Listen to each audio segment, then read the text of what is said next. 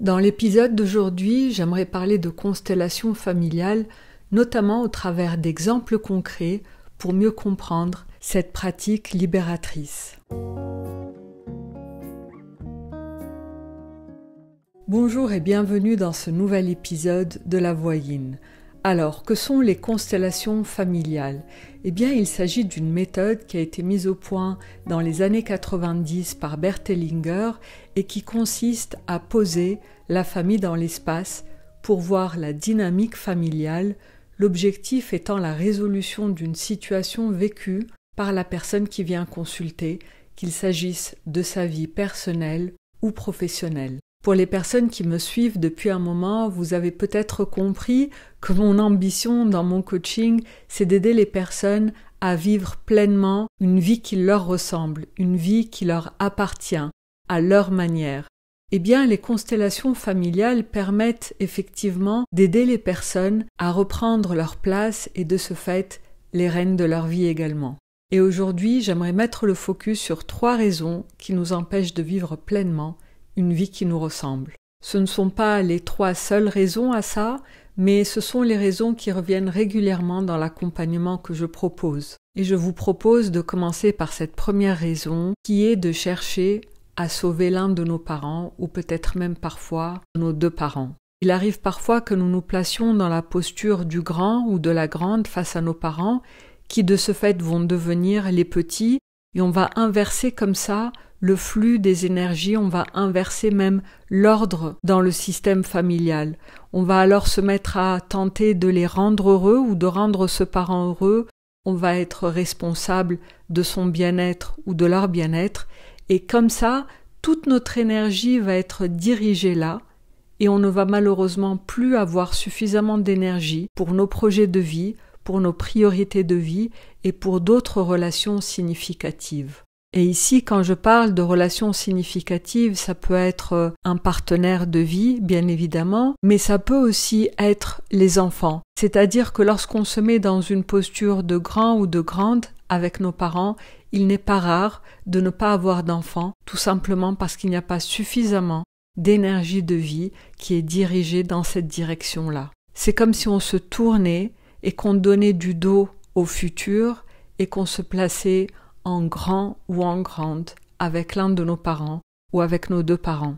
Ici, c'est souvent le signe qu'on est dans le triangle de Karpman, qu'on considère notre parent ou nos parents comme étant là où les victimes et nous comme étant une sauveuse ou un sauveur dans la situation. Et même s'il est naturel de chercher à faire plaisir aux personnes qu'on aime, y compris nos parents, tenter de les sauver et être responsable de leur bien-être, ça peut être vraiment très énergivore. L'idée est vraiment de mettre notre énergie dans ce qui est le plus important pour nous, dans nos priorités de vie, et d'être conscient de tout ce qui est en train de consommer cette énergie-là. Donc ici, il s'agit vraiment d'observer en conscience et d'ajuster notre attention de manière à pouvoir nourrir les domaines de vie importants pour nous aujourd'hui avec l'énergie nécessaire.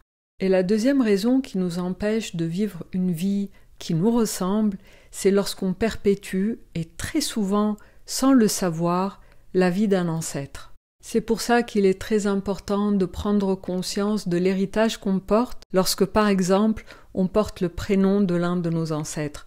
Parce que sans le savoir, on va être connecté à cet ancêtre-là et on va perpétuer sa vie ou sa mission de vie. On va peut-être même porter des mémoires émotionnelles qui lui appartiennent, comme des tristesses ou des colères, et de ce fait, on va être influencé par cet héritage qu'on porte. Ce que j'observe dans les accompagnements que je propose, c'est que lorsqu'on porte un tel héritage, en réalité, on a hérité une force de cet ancêtre-là. Mais en même temps qu'on a hérité cette force, on a aussi hérité peut-être des mémoires émotionnelles, des douleurs, des blessures qui nous bloquent peut-être dans notre vie et nous empêchent de vivre pleinement, de manière libre et authentique. Et à ce moment-là, lorsqu'on prend conscience de l'héritage que l'on porte, on peut le rendre, on peut aussi le libérer de notre système familial, tout en gardant la force qu'on a héritée. Et je vous livre ici quelques clés peut-être pour prendre conscience de l'héritage que vous portez Lorsqu'on est l'aîné dans la fratrie, on va être plus connecté à l'énergie de la lignée paternelle. Et donc on va probablement porter un héritage de l'un de nos ancêtres du côté paternel.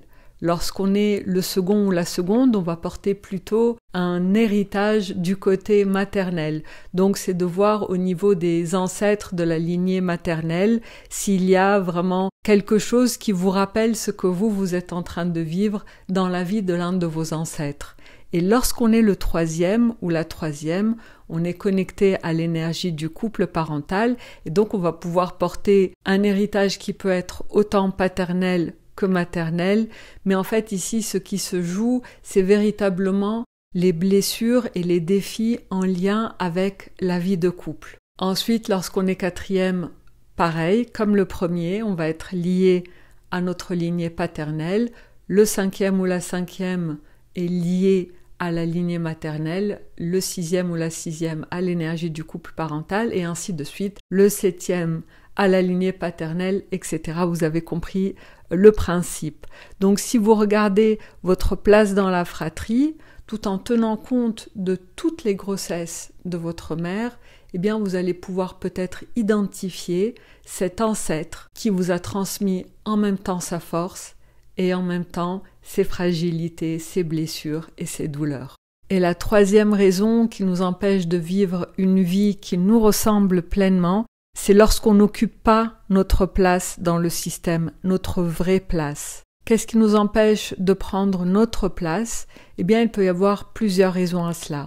Par exemple, lorsqu'il y a eu une fausse couche ou un enfant mort-né, eh bien, on peut être le faux aîné. On est le deuxième ou la troisième dans la fratrie, mais en fait, on est considéré comme l'aîné.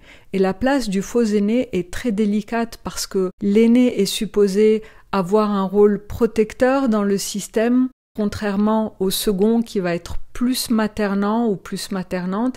De ce fait, on va avoir du mal à prendre notre place parce qu'on a le sentiment de devoir occuper une place d'aîné alors qu'on ne l'est pas. Et c'est ça, en fait, le défi du faux aîné. Mais ça peut aussi être une situation dans laquelle on va compenser une perte précoce dans la fratrie ou bien une perte précoce de l'un de nos deux parents qui est par exemple décédé trop jeune. À ce moment-là, on va être considéré comme l'homme de la famille ou la femme de la famille et cela va nous empêcher de prendre pleinement notre place. Un autre exemple qui nous empêche de prendre notre place, eh bien, c'est lorsque nous arrivons après une fausse couche, par exemple, ou après un avortement non désiré, et à ce moment-là, on va absorber la tristesse qui est dans le ventre maternel endeuillé, et de ce fait, en absorbant cette tristesse-là, eh bien, on va se sentir comme coupable de vivre, par exemple.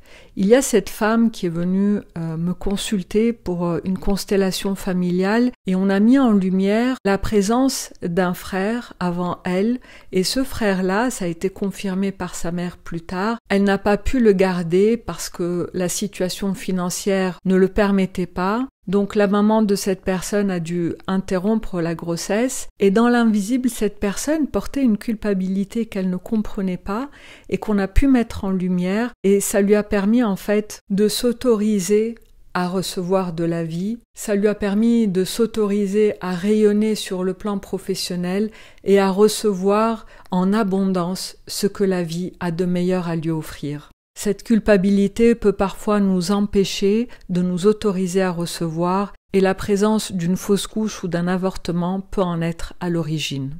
Et cela peut être également lorsqu'un enfant a été caché, lorsqu'on ne sait pas qu'il y a eu par exemple un enfant hors mariage ou bien d'une union précédente.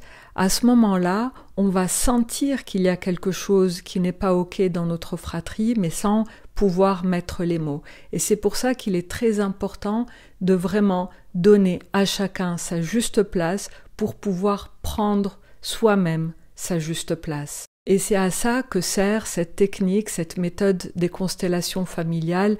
Elle permet de prendre sa place, elle permet de pacifier le passé, elle permet de poser un voile de paix sur les relations douloureuses et se tourner pour regarder devant soi. Lorsque chacun prend sa juste place, nous pouvons prendre notre juste place et vivre pleinement une vie qui nous ressemble. Voilà, c'est tout pour aujourd'hui les amis. Je vous souhaite une merveilleuse journée et je vous dis à la semaine prochaine pour un nouvel épisode de La Voyine. Ciao ciao.